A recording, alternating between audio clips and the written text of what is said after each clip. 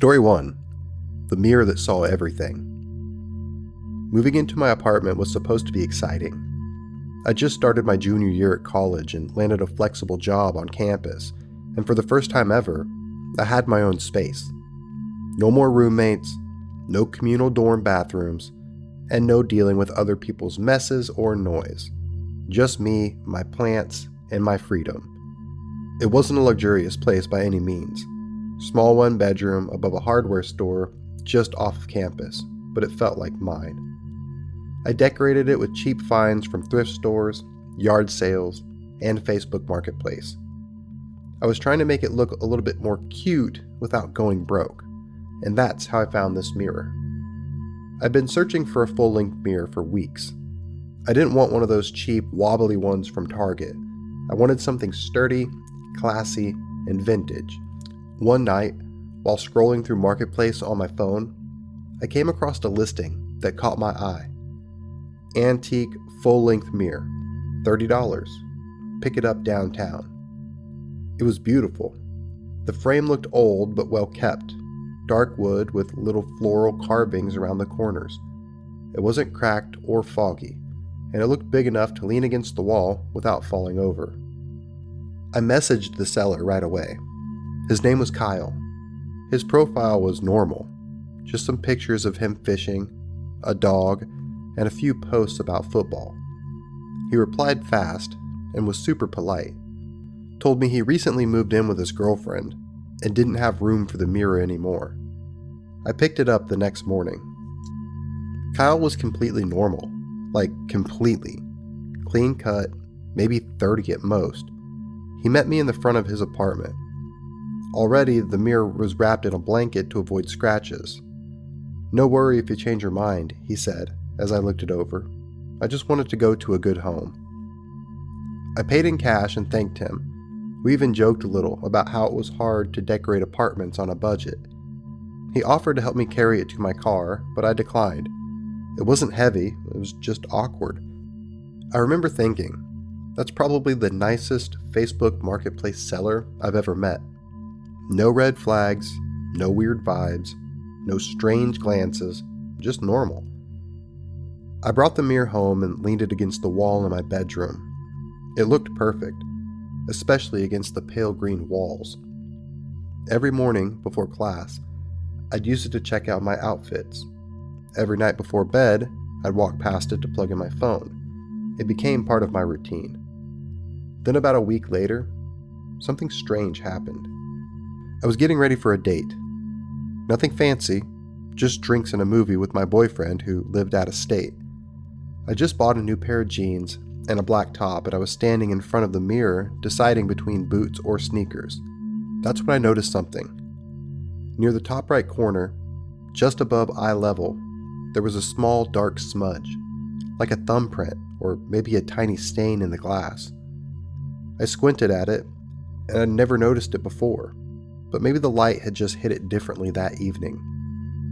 I grabbed some Windex and some paper towels that came from under the sink and went back to clean it. But when I sprayed it and wiped it, it didn't come off. I tried again, harder this time. Still nothing. Then I realized it wasn't on the surface. It was under the glass, behind the mirror itself.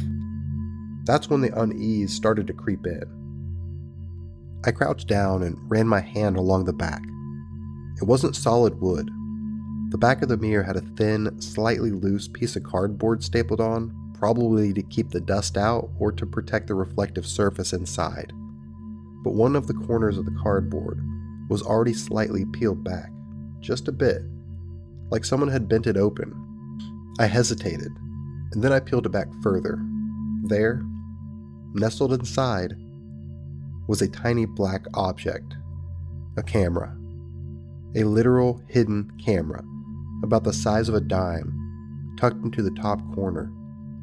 It had been aimed downward, facing me. I dropped the mirror, not hard enough to break it, but enough to stumble backwards like it had burned me.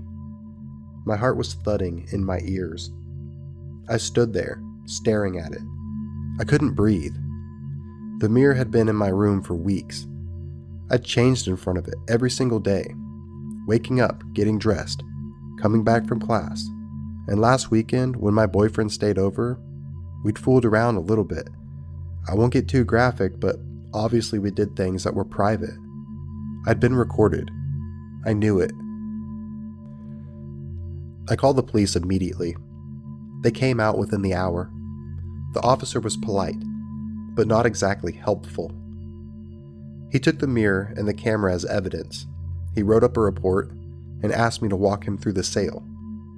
I gave him the guy's name, Kyle, and showed him the messages. I even pulled up screenshots of the original listing. He said something that made me feel even worse. Unfortunately, unless you can prove he planted the camera or intended to record you, there's not a whole lot that we can do.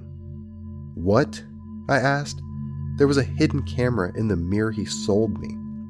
I know, he said.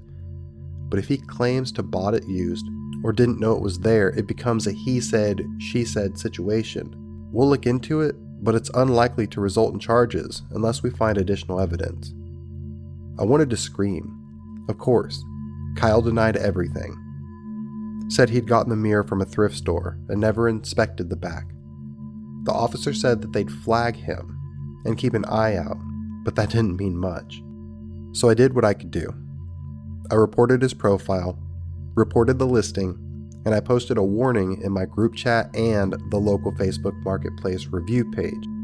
A few people messaged me, saying that they also met him. They bought things or almost did.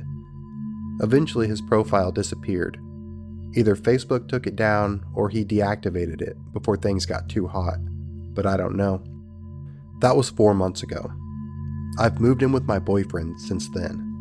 New apartment, new locks, new mirror, but this one came from IKEA, brand new and still in the box. I never bring home secondhand items without checking every inch, and I'll never buy anything from someone without checking their history, their profile, reviews, or meeting them in a public place. What happened to me could have happened to anybody. Kyle didn't seem creepy. He wasn't some greasy guy in a trench coat. He was friendly, clean cut, normal. That's the part that still messes with me. There were no red flags, no warning signs. He made me feel safe, and maybe that's how he kept getting away with it. So please, if you're buying things secondhand, especially furniture or anything for your bedroom, check it out. Take it apart, peel it back, look for screws, wires, tiny holes, and weird places. Check for any blinking lights or any objects that don't belong. These tiny spy cams are cheap now, and you can order them online, and they're so easy to hide in mirrors, clocks, smoke detectors, anything. I still don't know what all Kyle recorded of me, or if he shared it, or who else he's done this to. I'll probably never get answers, and honestly, I kinda hope I don't. But I'm sharing this in hopes that someone else won't go through what I did. Please, be careful. Story 2. The wedding dress. When I got engaged last year, I was thrilled but financially overwhelmed. We were still recovering from my fiance's layoff during the pandemic, and planning a wedding on a budget meant cutting corners wherever possible. So I started scrolling through Facebook Marketplace, and that's where I found this dress. It was listed under vintage dress, $120, must go. The photo showed it on a mannequin in what looked like a dimly lit garage. It wasn't exactly my style, more traditional than I had imagined myself in, but it was beautiful in a haunting kind of way. Lace sleeves and a modest neckline, the kind of dress that looked like it had a story. The listing was posted by a man named Rick J. His profile was private, no photos except for a truck and a dog. The listing said the dress belonged to his late wife, and that he was finally ready to part with it. I almost scrolled past it. Something about buying a dead woman's dress just felt kinda heavy. But the price was too good. I figured if it fit, and I didn't like the vibe, I'd just donate it or flip it. I messaged him, and Rick responded within an hour. He said I could come by that evening, that he lived about 40 minutes away in a small town that I'd never heard of. My fiance Matt offered to drive me, but I waved him off. "I'll be fine," I said. "It's just a dress." And I regret that now. Rick's house was exactly what I expected, and still, somehow worse. A one-story ranch with an overgrown lawn and busted-up vinyl siding. The porch light flickered like it was struggling to stay alive.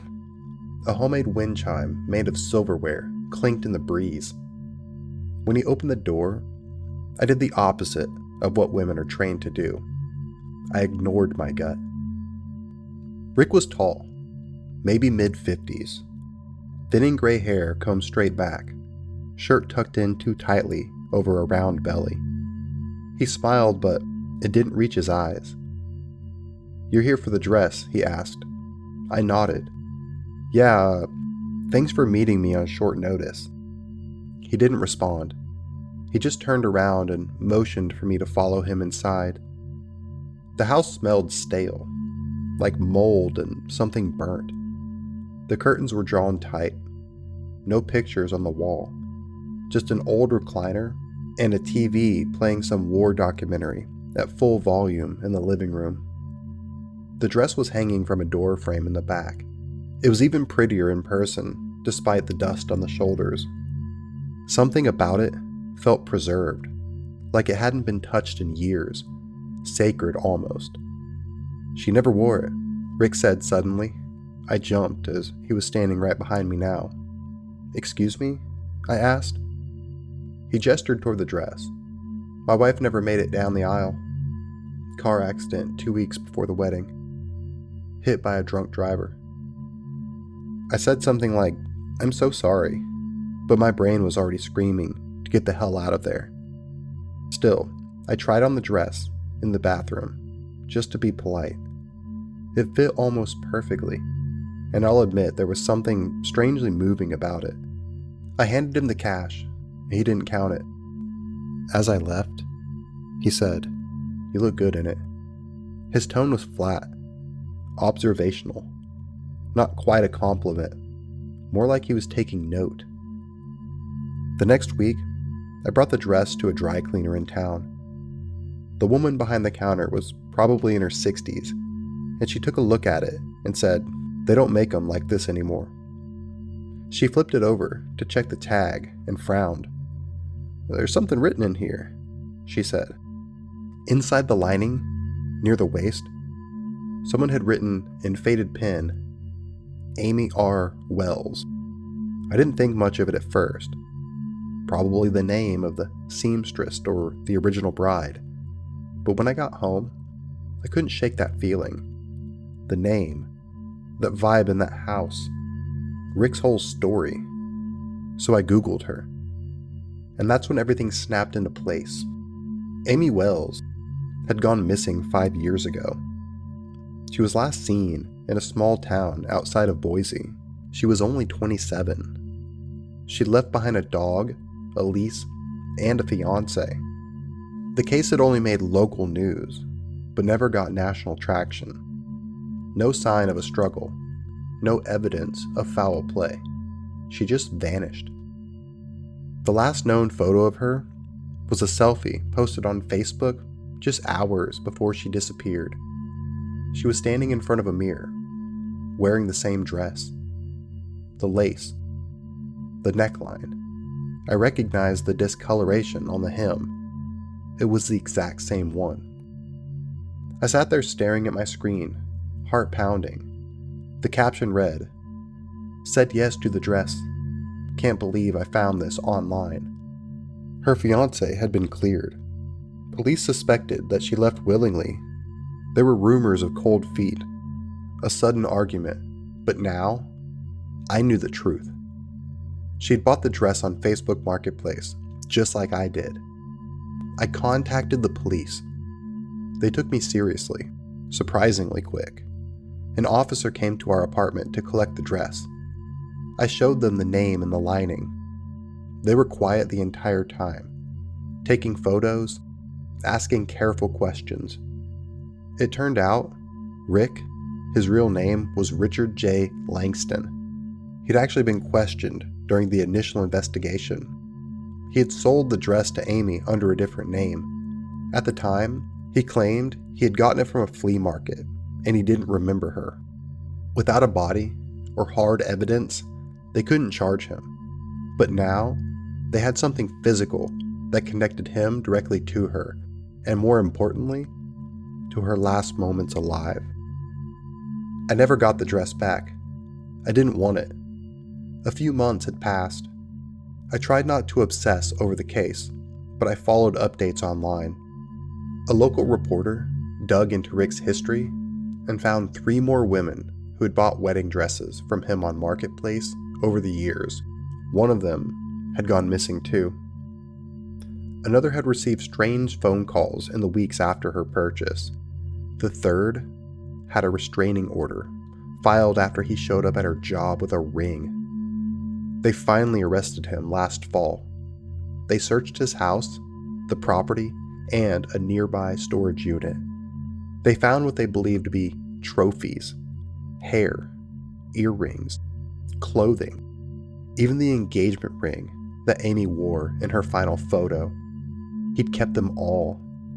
Her body still hasn't been found. People ask me why I kept that dress after seeing the house, why I didn't just trust my instincts. But the truth is, we don't want to believe that we're in danger. We don't want to make a scene or offend someone or say no. We downplay the weirdness. We smile through the discomfort.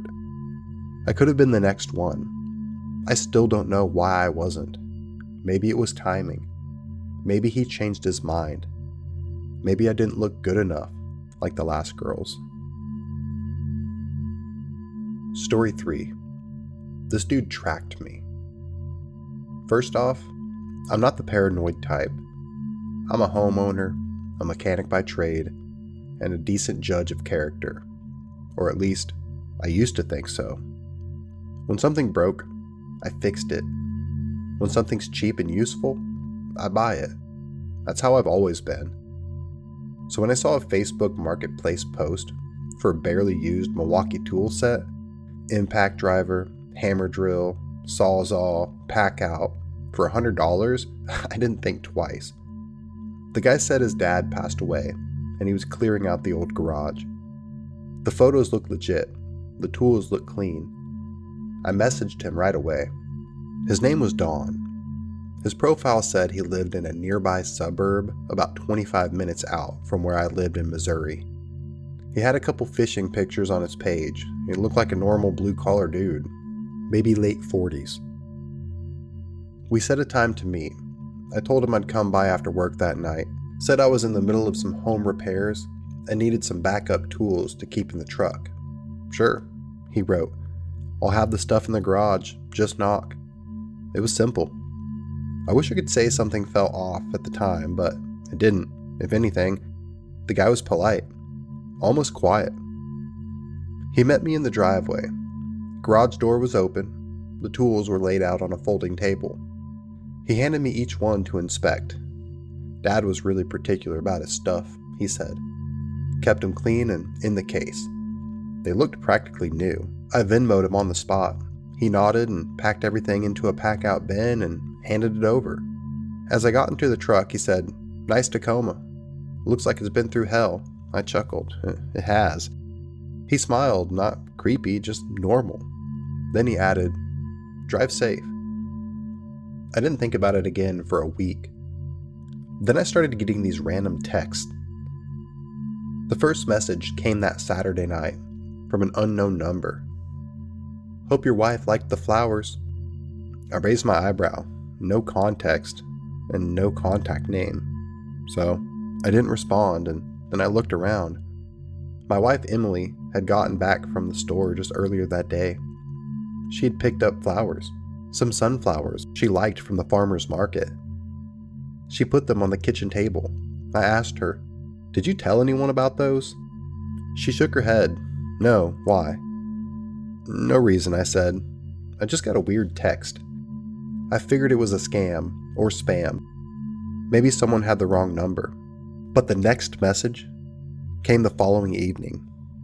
Same unknown number. "Cute dog. What's his name?" Now that one creeped me out. We have a yellow lab named Cooper. He's not on our Facebook page. We don't tag him or post any pictures of the house. We're not the off-the-grid type of people, but we're careful about what we share. Still, someone knew. And they weren't asking if we had a dog. They were asking what his name was. I finally replied, "Who is this?" No answer. That night, I did a deep dive. I checked Facebook. The marketplace message thread with Don was still there. I tapped on his profile, but it was gone, deactivated. I checked the pack out full of tools. I laid them out in the garage. I wiped them down, looking for any stickers, engravings, labels, nothing. Just solid, clean tools. I was starting to feel like I was losing it. Maybe it was a scam. Maybe this was some sick prank. That's when I noticed the hammer buried underneath the other tools. It was heavier than it should have been. The grip had a little give, like something under the rubber. I'd used that exact same model at work before. It didn't feel right. I sliced the handle open with a box cutter. Inside, wedged between a foam insert and the steel core, was an Apple AirTag. No beeping, no lights, just that smooth white puck like people use to track their luggage or their keys. Or people, I felt, in this case. My stomach dropped. I impulsively threw the hammer on the ground. I picked it back up and rushed inside to show my wife. She turned pale. We grabbed our dog, got in the truck, and drove to my buddy Ryan's place across town. He's a cop. Off duty, but the kind of guy who's always willing to help. I showed him everything. The messages, the number, the AirTag. He didn't say much at first, just took the hammer and turned it over into his hands. "Someone was tracking you," he said. "If it's this deep in the handle, he didn't expect you to find it." "Can you trace it?" I asked. "Not directly, but I can check the number to see if it's been flagged." He ran the number and didn't get much. Prepaid, no name registered, but he gave me a look I won't forget. "This is stalking behavior," he said. "I've seen this with domestic cases, but you're telling me this is a guy from Marketplace?" "Yeah," I said. "Then you're not the first." I filed an official report with the police. I gave them everything. Screenshots of the messages, photos of the AirTag, the hammer, the guy's now deleted profile. They said they'd look into it, but there wasn't much to go on without a warrant or a direct threat. The messages were creepy, but not illegal. And since the tag didn't actively transmit once disabled, it was a tough case to build. But I knew what this was. This dude had used Marketplace to scout me, and he knew where I lived. The next days were tense. I installed cameras, got new locks, and kept a bat next to my bed. My wife stopped going out alone. Every sound at night made my heart race. Then the text started again, this time from a different number. "Your house looks cozy. Your front porch light is out. You should fix that. You sleep on the left side, right?" I didn't respond. I just showed Ryan. He looped in a detective. They opened up an official case. Then silence. Days went by. A week went by. We started to think it was finally over, until one morning, we woke up to a box on our front porch. No return address, just our names written in red marker. Inside, a hammer wrapped in plastic, and underneath it, a single Polaroid, a photo of us, sleeping. That was the last straw. We left the same day. Went to stay with Emily's sister in Kansas. I took a leave from work. Ryan helped me get a warrant, and in the meantime, police went to the house to interview him, but he never answered the door.